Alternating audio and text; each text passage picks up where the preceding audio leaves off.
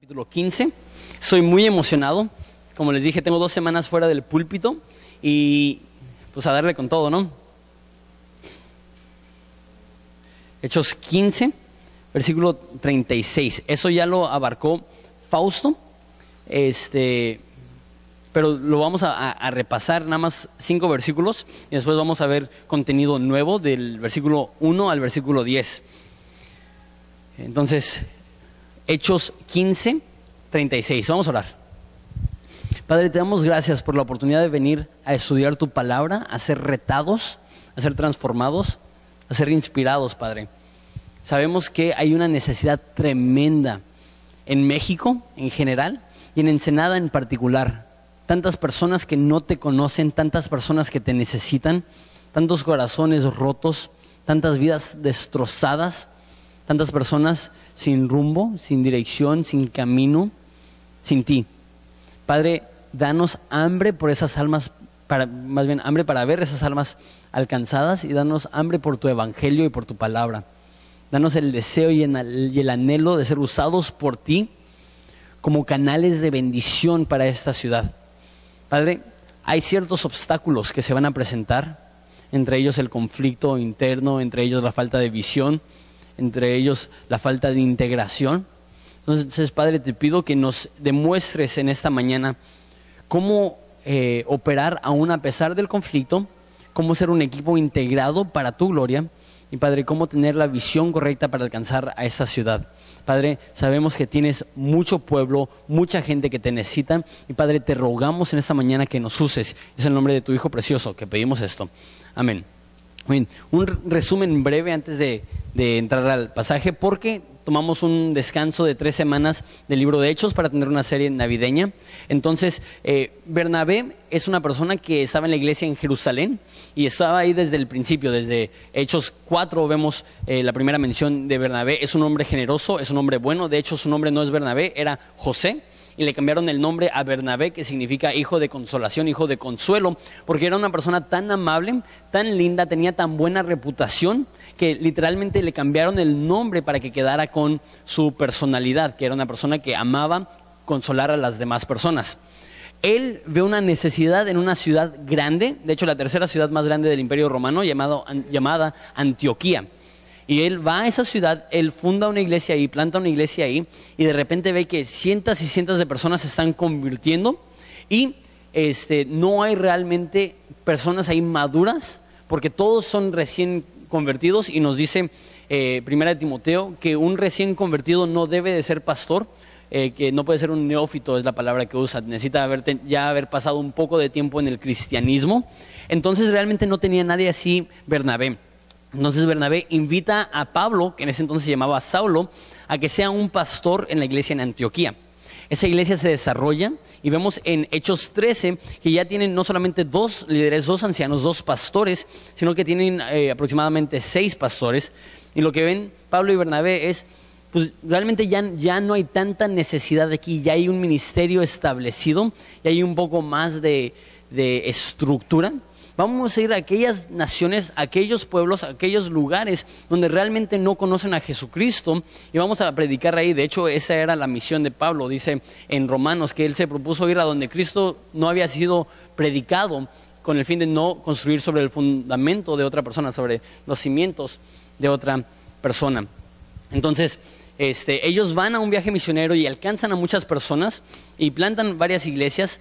Y porque estaban ministrando particularmente con personas que no eran judías, empezó a haber cierta polémica, empezó a haber cierta controversia, y hasta ese entonces no habían muchos cristianos que se habían convertido de lo que se llama ser gentil, o sea que no eran judíos. Entonces la polémica era, ¿cómo es eso? El pueblo escogido de Dios son los judíos. Y si quieres ser parte del pueblo de Dios, primero tienes que ser judío, tienes que seguir las leyes de Moisés, tienes que circuncidarte. Y empezó la polémica porque Pablo y Bernabé estaban diciendo, no necesitas circuncidarte, no necesitas seguir la ley de Moisés, eso ya lo cumplió Cristo en su vida, y Él murió para pagar las consecuencias de tus pecados, para que tú no tengas que seguir la ley de Moisés. Entonces hubo cierta polémica que se resolvió con un concilio. Ellos regresan a Antioquía para decirle a los cristianos las buenas noticias. No se tienen que circuncidar, ¿se imaginan? una iglesia llena de personas que no eran circuncidadas y estaba la polémica, ¿nos circuncidamos o no? Llega Pablo, llega Bernabé, felicidades, no se circuncidan, me imagino que todos, hey, qué felicidad, no nos vamos a circuncidar. Y empezamos en versículo 36, ahí dejamos más o menos la historia. Dice versículo 36, después de algunos días, Pablo dijo a Bernabé, volvamos a visitar a los hermanos en todas las ciudades en que hemos anunciado la palabra del Señor para ver cómo están. Entonces, están en Antioquía, están ya en una iglesia establecida y me encanta eso de Pablo y Bernabé. Ellos ven la comodidad de una iglesia establecida y dicen, ¿sabes qué? Quiero salir de mi zona de confort y quiero ir a alcanzar a aquellas personas que no tienen la bendición de estar en una iglesia como la nuestra. Digo esto. Todos somos llamados por Dios a ser misioneros. Eso significa que no importa dónde estás. Si estás trabajando en una escuela, si estás trabajando en un panteón, si estás trabajando en, no sé, en el gobierno, o si estás trabajando de albañil, no sé. Sea donde sea el lugar donde estás, Dios te ha puesto ahí con el fin que lleves su mensaje. Esa es tu misión. Entonces, en esa forma todos somos misioneros, todos debemos de vivir con ese propósito. La palabra que usamos es que debemos de tener un enfoque misional. No solamente que enviamos misioneros, sino que nosotros también tenemos misión. Sin embargo, hay algunas personas que tienen un llamado más específico. Todos tenemos el llamado a misiones locales, pero hay personas que tienen un llamado específico de salir y de ir a donde Cristo no es predicado, de dejar el confort de una iglesia establecida e ir a un lugar donde no hay iglesia establecida. Y ellos tienen esa inquietud, ellos dicen, qué padre estar aquí, qué padre lo que Dios está haciendo, pero quiero salir a apoyar a aquellos que no conocen a Cristo. Entonces, déjate digo 3 cosas. 1, ora por el viaje misionero a Cuba. Eso es algo muy práctico que estamos viendo. Así como Pablo y Bernabé van a salir a un segundo viaje misionero, así también el equipo de Cuba está yendo a un segundo viaje misionero. Entonces te pido que ores por eso. También en este año vamos a plantar 2 iglesias. Vamos a plantar una iglesia en La Paz, vamos a plantar una iglesia en Acapulco. Entonces ora por esas iglesias. El pastor Alex, que predicó la semana pasada, me comentaron que hizo un excelente trabajo. Él va a ir a La Paz probablemente a principios de marzo, finales de febrero. Entonces ora por él, o inclusive considera ese llamado. Di, Dios, estás llamando a que deje la comodidad de estar en un lugar establecido, de tener un trabajo firme y tener todo aquí, mi casa y mi familia y todo. Me estás llamando a dejar todo eso para apoyar a Alex o para apoyar a Hassan. Quiero que lo consideren, porque es posible que Dios está llamando a eso. Pero si no, de todos modos necesitamos orar por ellos, de todos modos necesitamos apoyarlos económicamente en todo lo que están haciendo para ver esta nueva vida comenzada. Y también, eso todavía no lo comento con los líderes de grupos en casa, pero algo que vamos a empezar a hacer es que los mismos grupos en casa van a empezar a ser como grupos misioneros que van a salir a diferentes lugares. Y el plan es que una vez cada 4 meses o una vez cada 5 meses un grupo en casa pueda hacer un viaje misionero a una iglesia que nosotros hemos fundado aquí en Baja California. Entonces, por ejemplo, tenemos varias iglesias en Maniadero, tenemos una iglesia en Chapultepec, tenemos una iglesia en San Vicente, tenemos una iglesia en Algodones. Entonces el plan es que aún dentro de los grupos pequeños, los grupos en casa, es mandarlos, aunque sea una tarde, aunque sea un rato, pero para que ellos puedan aprender a salir de su zona de confort para alcanzar a aquellas personas que tienen necesidad, que están afuera de nuestra propia iglesia. Entonces eso es lo que quieren decir, quieren ir a visitar a los hermanos donde ya fundaron iglesias. Y también les quiero dar gracias. Últimamente he estado viajando muchísimo.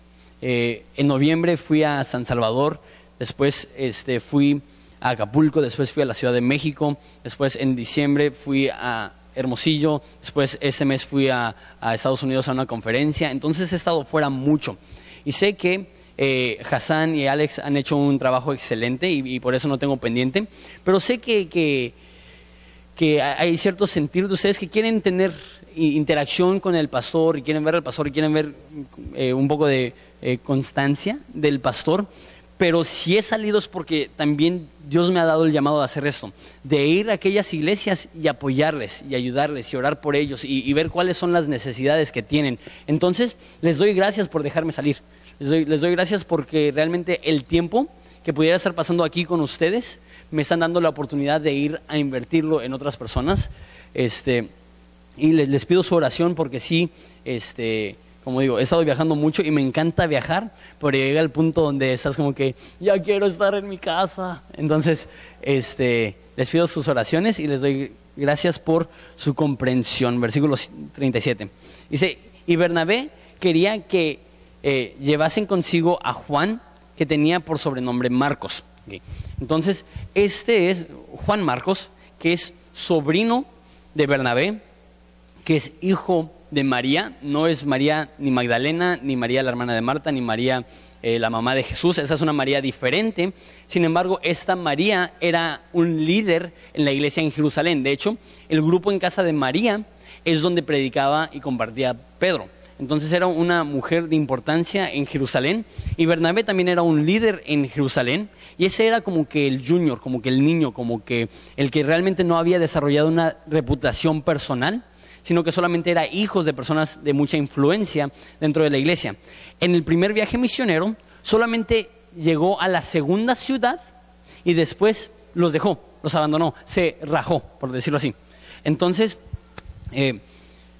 aquí le dice Bernabé, vamos a llevar a Juan Marcos, pero, versículo 38, pero a Pablo no le parecía bien llevar consigo al que se había apartado de ellos en Panfilia y no había ido con ellos a la obra. Entonces aquí hay un desacuerdo bastante fuerte. Y tienes que verlo de los dos lados. Una persona dice, estamos corriendo peligro. El último viaje misionero me apedrearon. Y eso es probable que o asesinaron a Pablo y Dios lo resucitó, o mínimo lo hirieron más bien y lo dejaron medio muerto y Dios lo tuvo que sanar milagrosamente, que ya estaba por morirse o se había muerto. Entonces tienen que recordar que esos viajes eran peligrosos y que alguien te abandonara a medio viaje simplemente aumentaba el peligro porque ibas a tener menos apoyo. Entonces Pablo está diciendo, no estoy dispuesto a arriesgar mi vida para que tú lleves a tu sobrinito. Y me imagino que Bernabé está diciendo, Pablo, tiene paciencia, ha madurado, ha progresado, tiene mucho potencial, necesitas tenerle gracia. Y de hecho, sí iba a madurar y sí iba a progresar. Juan Marcos es el autor del libro de Marcos y resultó ser un discípulo muy cercano del apóstol Pedro. Entonces, sí tiene potencial el joven, pero hasta ahorita Pablo no lo ha visto. Entonces, dice el versículo 39, hubo tal desacuerdo entre ellos que se separaron el uno del otro. Bernabé, tomando a Marcos, navegó a Chipre, y Pablo, escogiendo a Silas, salió encomendado por los hermanos a la gracia del Señor. Entonces hubo tanto desacuerdo que se tuvieron que separar. Ahora, yo creo que la Biblia es inspirada por Dios, porque si fuera un libro de humanos, no creo que incluiría historias como esta, y más con Pablo. Pablo a veces lo vemos y decimos, es un súper cristiano. Él tiene una madurez impresionante. Sin embargo, la Biblia no excluye aún sus errores. La Biblia dice que el amor cubre multitud de pecados. Y yo creo que a lo mejor no tenían que estar de acuerdo en la cuestión de Juan Marcos, pero tampoco tenían que separarse. Yo creo que la Biblia dice que debemos de soportar los errores de los demás. Entonces, la pregunta, ¿están mal? Yo creo que en cierto aspecto está mal y en cierto aspecto pues, tienen un buen punto. La fidelidad es importante y Pablo está diciendo, ese cuate no es fiel. Y Bernabé está diciendo, la gracia es importante, perdónale su error.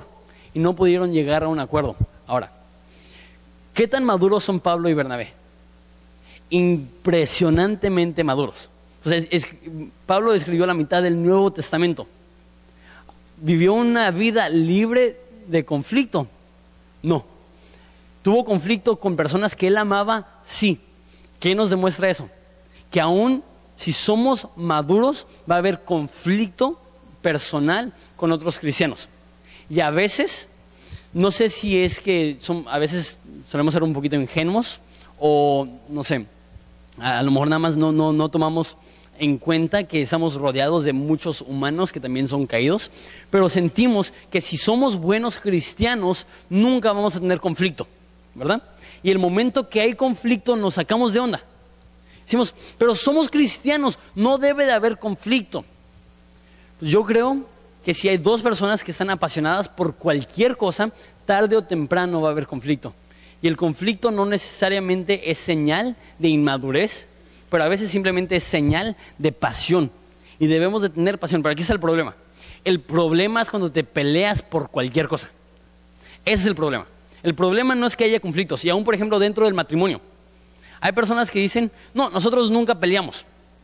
A mí me da mucho pendiente aquellos que dicen, nunca peleamos, porque son los mismos que en 2 o 3 años van a llegar a consejería porque se están separando. ¿Por qué? Porque hay conflicto y en vez de resolverlo, se separan, se guardan y es como una coca que ha estado agitada por 3 años y de repente abres poquito la tapa y explota.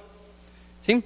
Entonces, el conflicto no necesariamente es malo, yo creo que es saludable y más cuando haya resolución.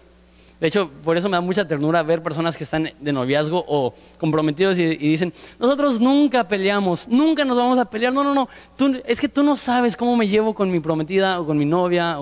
Y es como que, pues espérate, solamente es cuestión de tiempo. Y los que están casados aquí saben que cuando encuentras la resolución de un conflicto, el amor profundiza.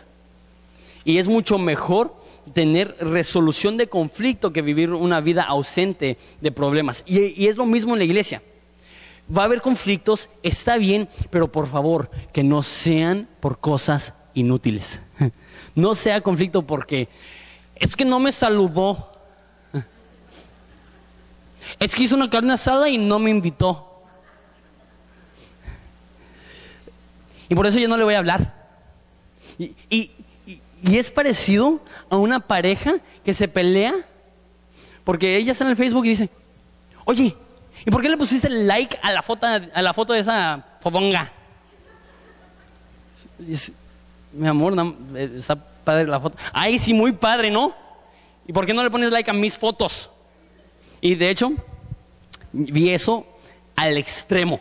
En la conferencia de misiones estaba con mi hermana y una mujer se le acercó a mi hermana y le dijo, mi esposo comentó tu foto y nada más estoy aquí para decirte aguas, porque te estoy viendo. Entonces, a tal grado había llegado el celo de esta mujer que con el simple hecho que su esposo comentó una foto y mi hermana ni siquiera sabía quién era el tipo. Pero hay conflicto. ¿Y te imaginas vivir con una mujer así? Ni siquiera puedes mirar así. El minuto que estás manejando y haces esto, ya te vi que estás viendo a la tipa. ¿Cuál tipa? Esa. Pues ya la vi, pero no la había visto.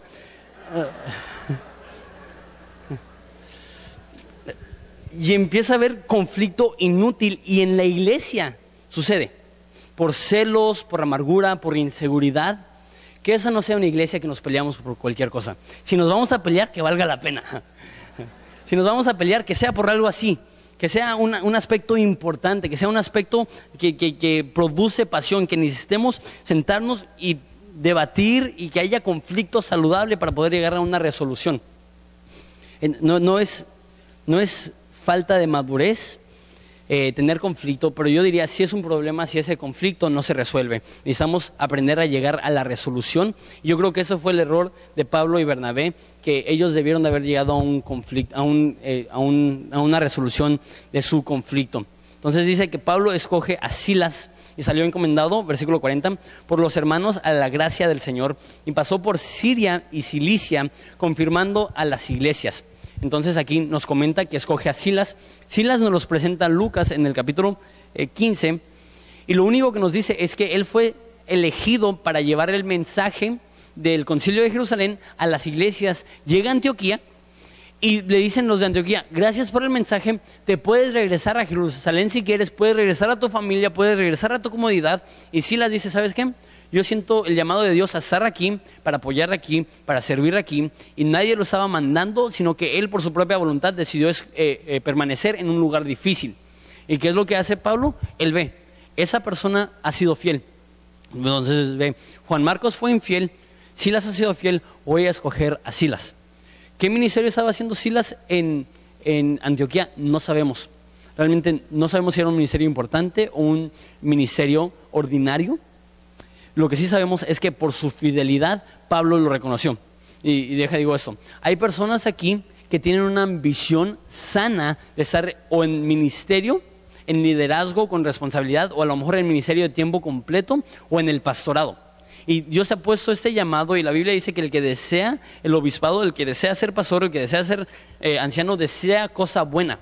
Entonces es bueno que tengas esa ambición, pero muchas veces no solamente necesitas ambición, sino también fidelidad en las cosas pequeñas. La Biblia dice que el que es fiel en lo poco, sobre mucho será puesto. Entonces, a lo mejor tú estás aquí y tú dices, no, es que yo quiero enseñar, es que yo quiero ser líder de grupo en casa, es que yo quiero tener este puesto. Empieza sirviendo en las cosas más pequeñas. Créeme, si te veo con una escoba barriendo el patio, es mucho más probable que te pongamos a ser líder de grupo en casa, porque sabemos que tú amas suficiente a la iglesia para venir a servir en algo que nadie te va a agradecer. Es bueno desarrollar fidelidad en las cosas pequeñas para que así Dios te ponga sobre cosas mayores. Entonces van y confirman a las iglesias, versículo 1, capítulo 16. Y después llegó a Derbe y a Listra, y aquí había cierto discípulo llamado Timoteo. Timoteo era un joven. De hecho, la carta de primera y segunda Timoteo fueron escritas a él, hijo de una mujer judía creyente, pero de padre griego. Y no nos especifica que su papá es creyente. Entonces lo más probable es que él es hijo de una mujer que es cristiana y un hombre que no es cristiano, que es probablemente pagano. Entonces, ciertas cosas que quiero notar. Derbe y Listra es donde Pablo fue cuando lo apedrearon. Entonces, si se acuerdan la historia, había un cojo, lo sana, las personas dicen, es un dios, le empiezan a hacer sacrificios, y Pablo dice, no soy un dios, y se enojan tanto con él que lo apedrean, lo intentan matar, y él, después de que lo intentan matar, regresa y predica un día y se va. Entonces probablemente estuvo unas 48 horas en Derbe y Listra, no mucho tiempo. Pero ¿qué es lo que vemos? Hay un discípulo ahí, hay una mujer que creyó y un joven que estaba comprometido con Dios. A veces no sabemos cuánto impacto va a tener una predicación corta. A veces no sabemos cuánto impacto va a tener que salgamos a una ciudad, a un viaje misionero de corto tiempo, de corto plazo. Porque él en 2 semanas pudo ver que alguien se convirtiera, que después se convirtió en un gigante de la iglesia. Otra cosa que quiero notar también es la edad de Timoteo. Que Timoteo, aunque era joven, dice versículo 2, que daban buen testimonio de él los hermanos que estaban en Listra y en Iconio. Aunque era un chavo, aunque tenía, 14, 15 años, Dios ya lo estaba usando de tal forma que todos podían ver, esa persona es una persona de buena reputación. Vivimos en una cultura que no espera nada de los adolescentes. ¿Sabías que María, cuando dio a luz a Jesús, probablemente era entre 13 y 15 años de edad? Hoy en día ni siquiera le damos las llaves de un carro a una mujer de 13 a 15 años de edad. Le dio a su hijo. Imagínate, no sé cuántos tienen hijas adolescentes. Imagínate que tu hija adolescente críe a Dios. Yo creo que tenemos que estar dispuestos a esperar más de la juventud. Yo creo que porque esperamos tan poquito de la juventud, por eso no hace nada. Porque pues, con tal de que no me emborrache, no use drogas y no diga groserías, todos van a pensar que soy un excelente cristiano. No. Debemos de esperar más de ellos, sabiendo que hay chavos como que a su juventud está dispuesto a darlo todo por el evangelio. Mi oración es que Dios levante a jóvenes así en esta iglesia y que nosotros como adultos no los veamos con desprecio, o que digamos, uy, qué inmaduro, pero que digamos, wow, qué potencial. Invertir en ellos, así como Pablo invirtió en Timoteo. También, otra cosa que quiero notar es que dice que es madre de judía creyente, de una cristiana, pero de padre griego. Entonces quiero hablar un segundo a las mujeres que están casadas con un hombre que no es cristiano. Entonces, la Biblia dice que no debemos estar en yugo desigual. Eso significa que debes de casarte con un hombre cristiano si eres mujer y con una mujer cristiana si eres hombre. Y el propósito es porque si la Biblia dice, ¿cómo pueden caminar dos juntos si no están de acuerdo? Entonces, si no están de acuerdo en lo más importante de la vida, esto va a causar una separación increíble. Y no hay una mujer que conozco que esté casada con un hombre que no es cristiano, que disfrute la armonía que Dios tiene para ellos. Sí he visto matrimonios que sobreviven, pero no están viviendo realmente bajo el plan de Dios para su vida. Entonces, por eso dice que no debemos de estar en yugo desigual. Pero sucede que a veces te engaña el hombre y te dice, soy cristiano. Y cuando andan de novios y andan comprometidos, está en la iglesia, está interesado, está integrado, y el momento que se casan, deja de ir a la iglesia, deja de ser integrado, y sucede mucho. Y si eso es la realidad, lo siento mucho. Qué triste que un hombre sea tan cobarde, que tenga que engañar así para casarse con una mujer, pero es la realidad que sucede muchísimo. Entonces, a lo mejor estás casada tú con un no cristiano, no porque pecaste, pero porque pecaron contra ti. O a lo mejor tú te casaste y tú no eras cristiana y él no era cristiano, y después de estar casados tú te convertiste, y sigue habiendo roces y pleitos. ¿Por qué? Porque tú quieres ir a la iglesia, porque tú quieres servir y él no está interesado.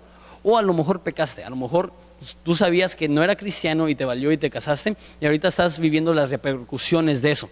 Déjate digo esto, hay mujeres que piensan que no hay esperanza para sus hijos porque tienen un mal ejemplo como papá, y eso nos demuestra lo contrario, que es posible que a través del ejemplo de la madre el hijo pueda tener una buena relación con Cristo.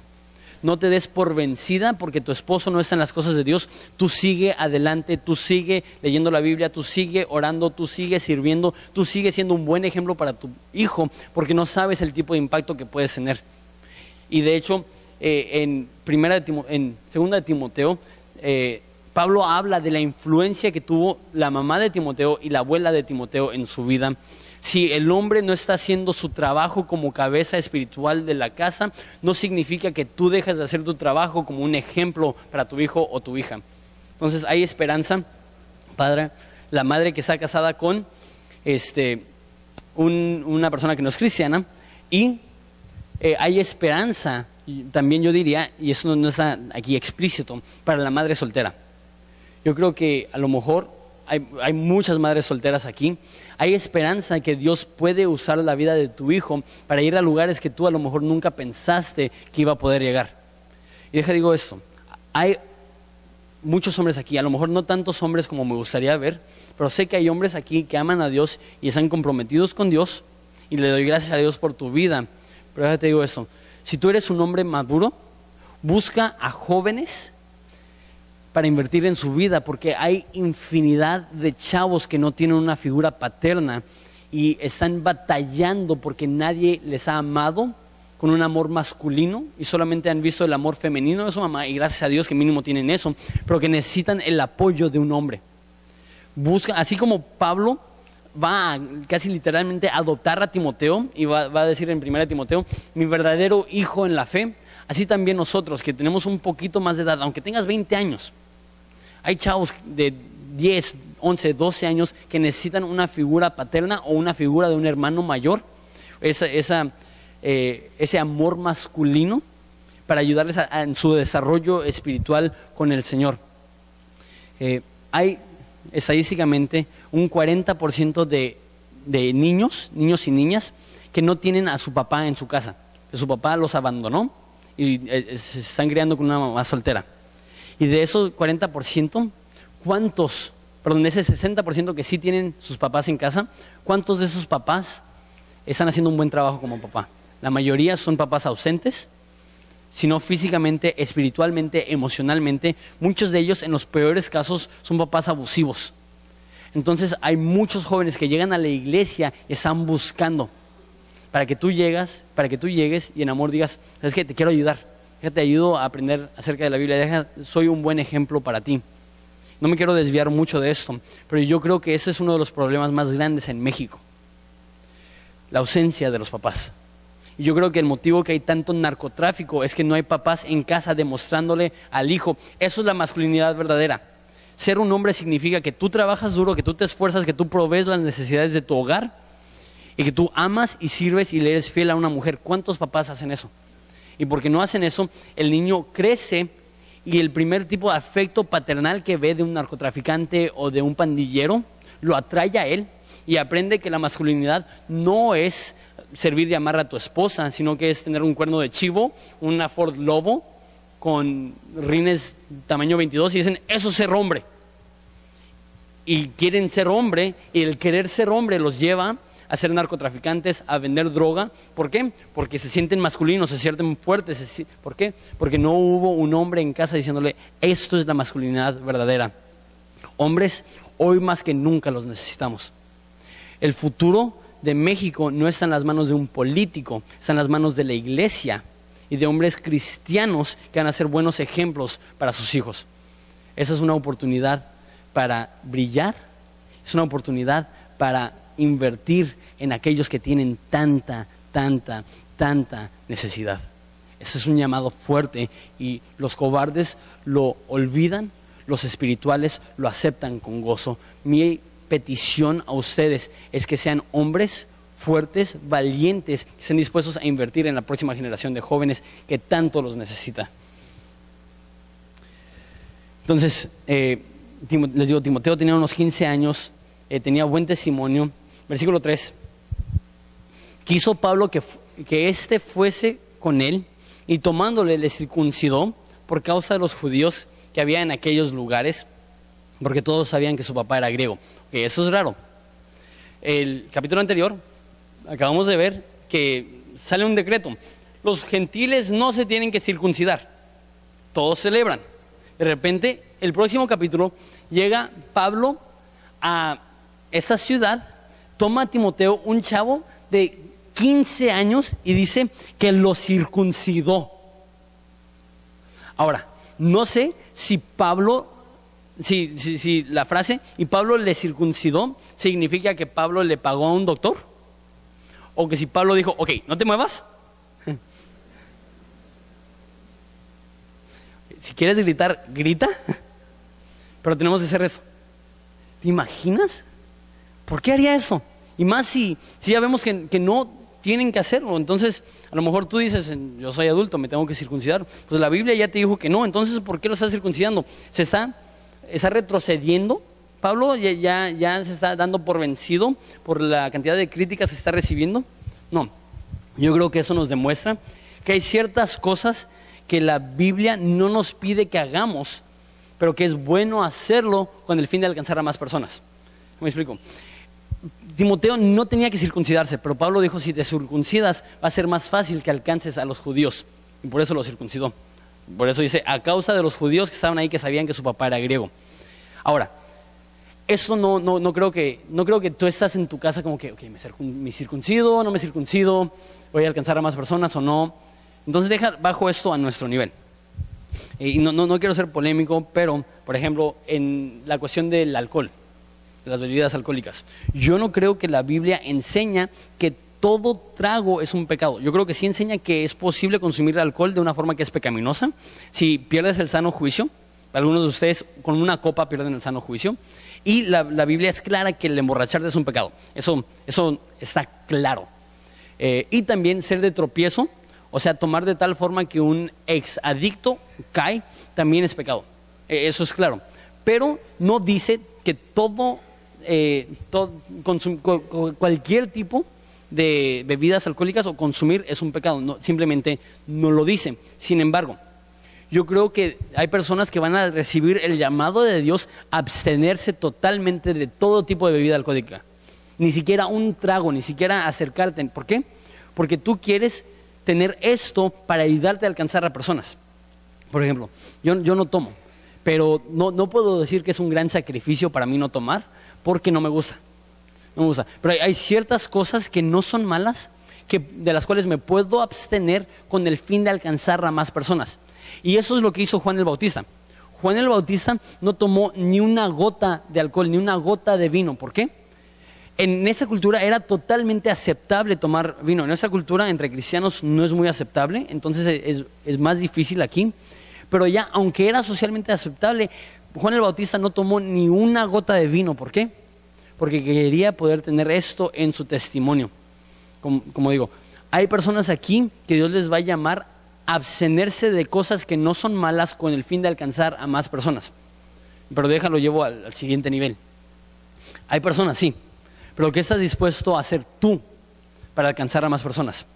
¿De qué estás dispuesto a abstenerte para alcanzar a más personas? Dejo un ejemplo. Hablaba del Facebook. ¿Estás dispuesto a pasar menos tiempo en el Facebook con el fin de alcanzar a más personas? Ahora tú dices, no, yo no paso tanto tiempo en el Facebook. 9 horas al día no es tanto. No, yo no paso tanto tiempo viendo tele. Nada más cuando salgo de la escuela a las 2 y pues me acuesto como a las 2 de la mañana. Pues 12 horas pues no es tanto. No es un pecado ver tele, no es un pecado actualizar tu página de Facebook, no es un pecado darle inicio a tu página de Facebook hasta que está azul tu ojo, hasta que se te cansan los ojos y hasta que se te pone azul el dedo. No creo que es pecado, pero hay cosas así que puedes sacrificar, de los cuales te puedes abstener con el fin de alcanzar a más personas para Cristo. ¿Cuál es la cosa más bien que tú estás dejando con el fin de alcanzar a más personas? Timoteo dejó algo que era muy precioso. Timoteo estuvo dispuesto a pasar algo que era muy doloroso. ¿Por qué? Porque quería alcanzar a personas. Versículo 4. Y al pasar por las ciudades les entregaba las ordenanzas que habían acordado los apóstoles y los ancianos que estaban en Jerusalén para que las guardasen. Eso lo que vimos de la ley, que no tienen que circuncidarse y eso. Así que las iglesias eran confirmadas en la fe y aumentaban en número cada día.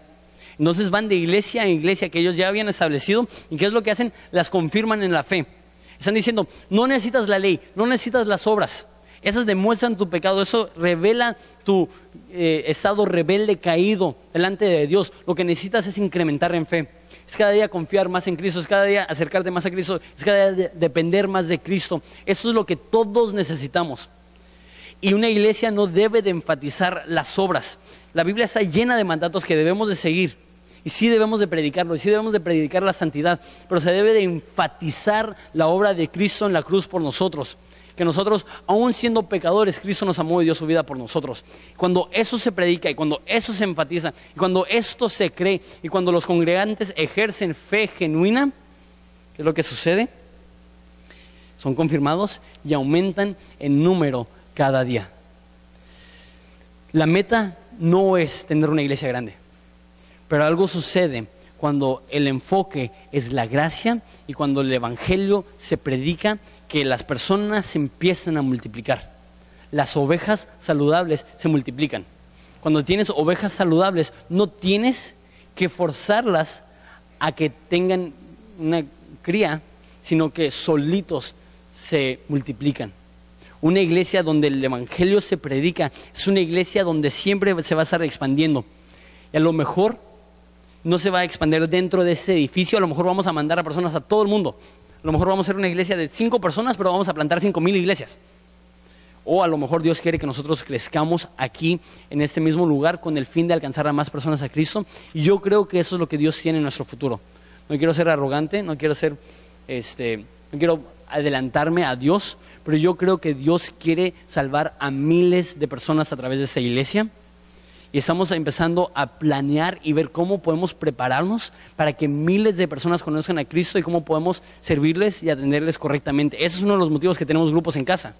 Porque si vamos a crecer así, necesitamos poder invertir en cada persona individualmente, y el modelo del miércoles simplemente no va a funcionar. Funcionaba para nuestro tamaño, pero si Dios nos va a expandir más, necesitamos poder alcanzar a más personas, y necesito que lo creas. Necesito que tú digas, yo estoy involucrado en algo mucho más grande que mi propia vida. Yo estoy involucrado en algo que va a transformar a mi ciudad. Yo estoy involucrado en algo que Dios dijo, que las puertas del infierno no prevalecerán en contra de la iglesia.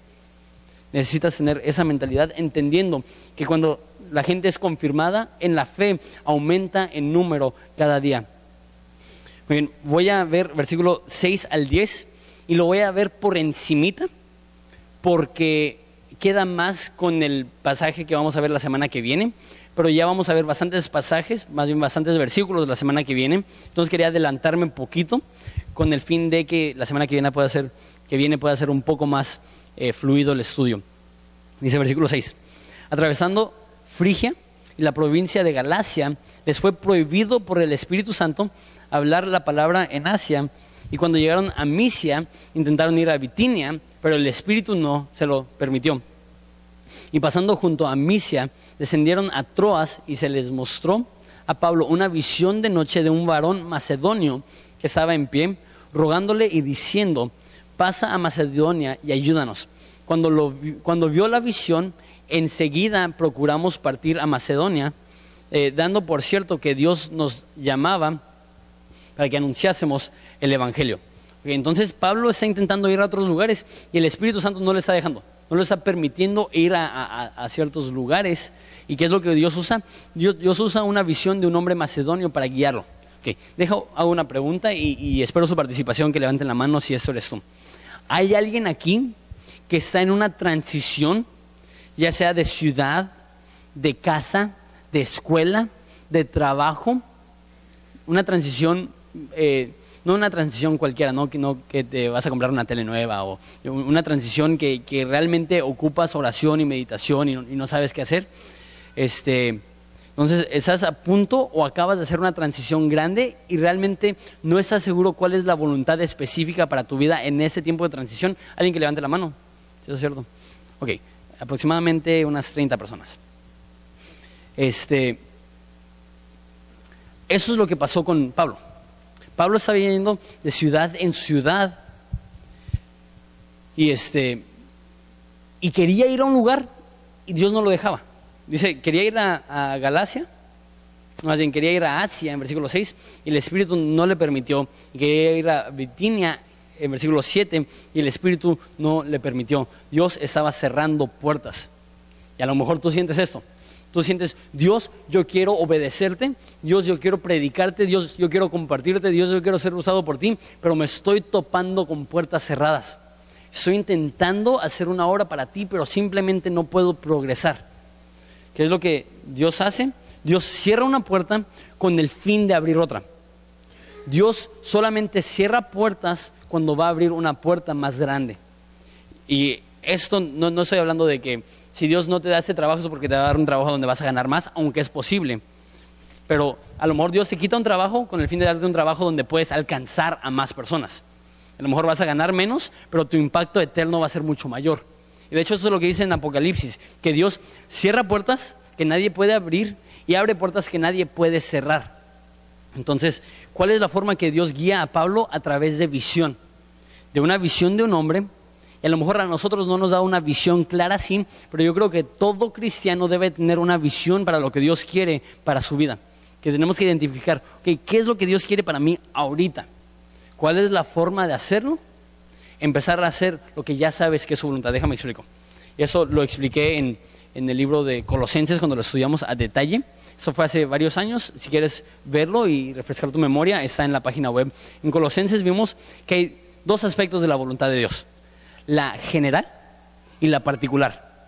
La general es la que Dios expresa en la Biblia para todo cristiano en todo momento. La voluntad general de Dios es que nosotros le conozcamos y que le demos a conocer.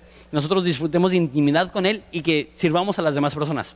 Eso es lo que Dios quiere para todos en todo momento. Y lo que yo he visto y lo que está sucediendo aquí con Pablo es que cuando nosotros seguimos la voluntad general de Dios, Él revela su deseo y su llamado personal. Entonces, cuando servimos su voluntad general, Él nos ayuda y nos revela su voluntad particular. Entonces, ¿qué es lo que están haciendo? Ellos saben que Dios los ha mandado a predicar, ellos saben que Dios los está mandando a ir a diferentes ciudades y Dios les da dirección. Déjalo digo de esa forma. Si un carro está estacionado, no importa cuántas vueltas le des al volante, no vas a cambiar de dirección. ¿Alguna vez lo has intentado? No sé, yo me acuerdo cuando era niño, y estaba el carro estacionado y mi papá se metía a una tienda o algo así, me dejaba en el carro. Me metía al carro y ¿qué es lo que hacía? Decía así, ¿no? Porque me imaginaba un día manejando. ¿Se movió el carro? No. Y aunque le dé 1000 vueltas al volante, ¿se movió, cambió de dirección el carro? No. Pero, ¿qué tal cuando vas en la carretera y haces un movimiento nada más así? ¿Qué es lo que pasa? Se sacude el carro. ¿Por qué? Porque si ya llevas velocidad, un poquito de cambio de dirección cambia totalmente el rumbo del carro. Así también nosotros tenemos que hacer lo que Dios nos ha mandado a hacer y Él va a corregir.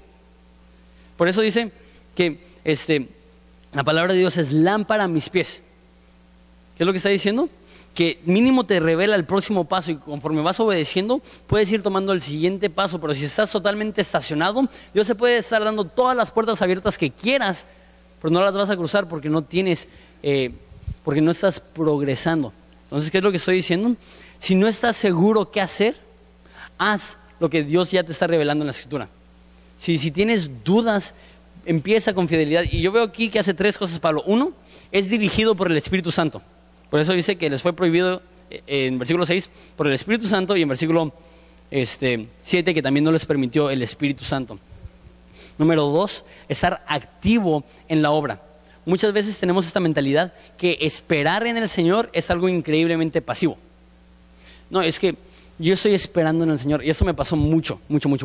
Fui a la escuela de evangelismo y de hecho el director nos dijo, si dentro de 6 meses no saben dónde van a ir, lo más probable es que terminen en el instituto bíblico y no hagan nada. Y todos, no, ¿cómo crees? Y dicho y hecho, las personas que antes de 6 meses después de graduarse ya sabían dónde iban a ir y ya estaban yendo, fueron. Y los que no, hasta la fecha, ya tengo 5 o 6 años que me gradué. ¿Tanto? Sí, como 5 años que me gradué. Hasta la fecha les pregunto, ¿ya saliste? Querían ser misioneros, ¿ya saliste? No. ¿Y qué has estado haciendo? Estoy esperando en el Señor. ¿Qué significa eso? Estoy haciendo nada. No quiero sentirme mal, entonces estoy diciendo que estoy esperando en el Señor. De hecho, esto sucede en Hechos capítulo 1. Jesús asciende al cielo y les dice, no vayan a predicar, esperen la promesa del Espíritu Santo. Y están los discípulos así. ¿Y qué están haciendo? Nada. Y están tan desubicados los discípulos que Dios tiene que mandar a ángeles. ¿Tú sabes que estás reteque perdido? Si Dios tiene que mandarte un ángel para darte dirección. Entonces están así. Y llega un ángel y dice, ¿qué están haciendo?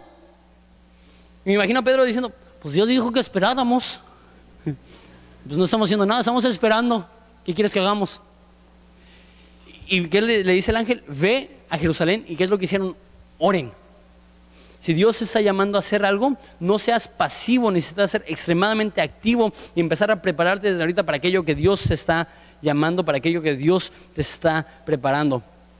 Entonces tenemos que ser dirigidos por el Espíritu Santo, tenemos que estar activos en la obra, empieza donde sea. Estaba hablando el otro día en una junta aquí del liderazgo y hay un ministerio, y estaba diciendo cómo podemos llevar a más personas a ese ministerio. Y lo que yo quería decir es que ese ministerio puede funcionar como un puente para las personas que están llegando, que todavía no están sirviendo, discipularlas y después que puedan servir. Y dije en la junta, pues las personas que no sirven pueden ir a ese ministerio. Pero yo lo decía no como las que no sirven, sino las que no están involucradas sirviendo en la iglesia.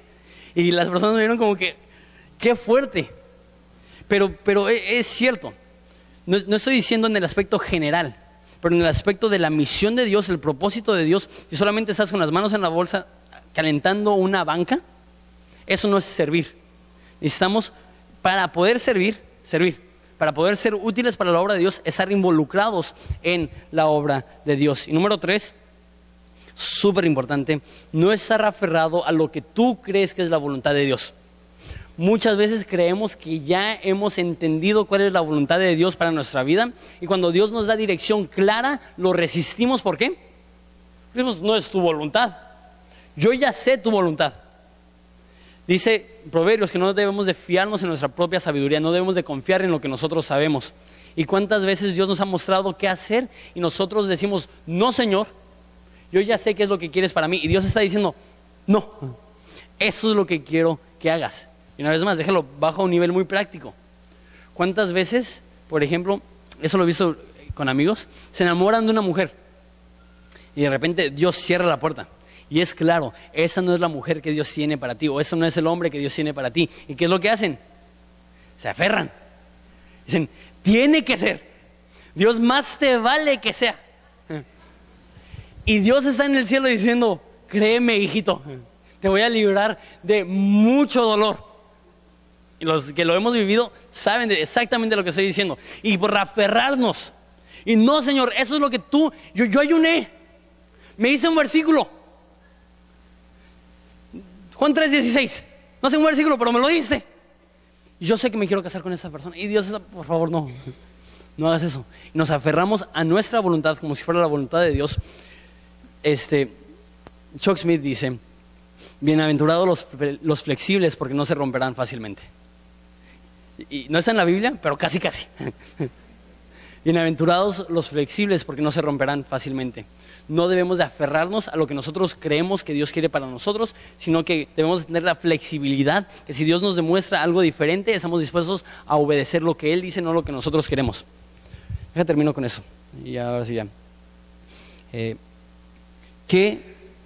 ¿Cuánto amor tienes tú por las almas perdidas? Eso es algo que me impresiona acerca del libro de Hechos.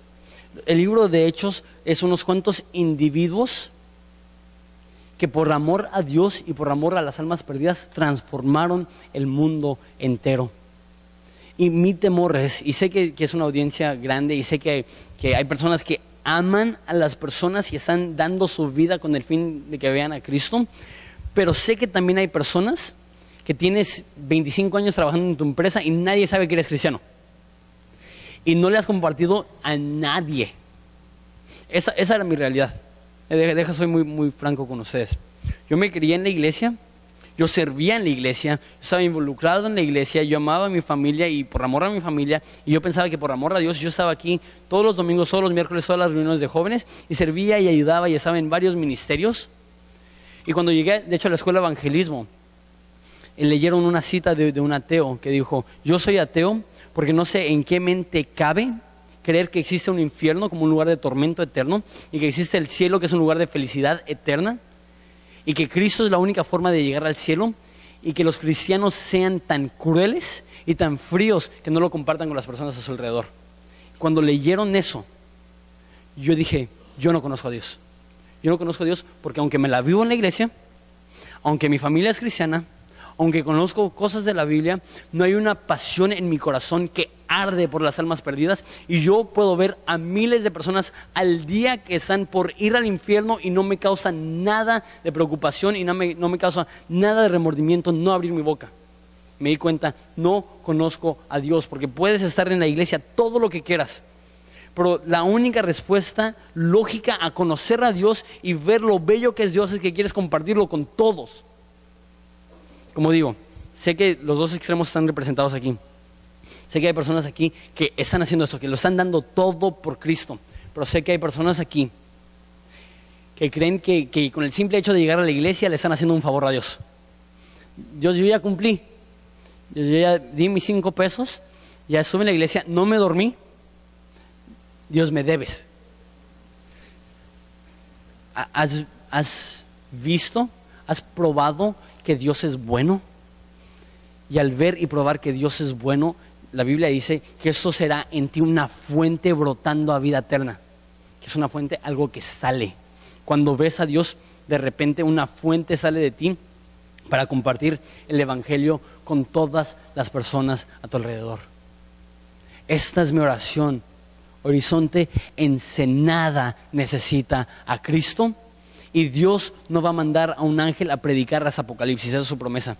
Dios nos ha puesto a nosotros como el cuerpo de Cristo para alcanzar a nuestra ciudad. Y si todos estamos con las manos en la bolsa esperando a que la gente llegue de casualidad, ¿qué tipo de cristianismo es eso?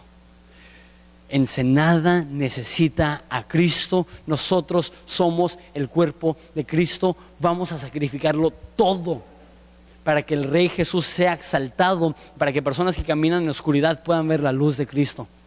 Vamos a hacerlo. Les digo, nunca en mi vida he estado tan entusiasmado y tan emocionado por lo que Dios está haciendo. Yo creo que Dios va a salvar a miles, y yo creo que hay miles de ensenadenses que están listos, están esperando a que tú abras tu boca y le compartas el evangelio para que ellos se arrepientan y lleguen a una relación correcta con Jesucristo. ¡Qué glorioso! Que Dios use a gente tan inútil como nosotros, tan débiles como nosotros, para hacer una obra eterna, para hacer una obra celeste, para alcanzar a aquellos que de otra forma no tienen esperanza. Que Dios nos llene de pasión, que Dios nos llene de su espíritu para ir e impactar a toda nuestra ciudad. Vamos a ponernos de pie y vamos a orar.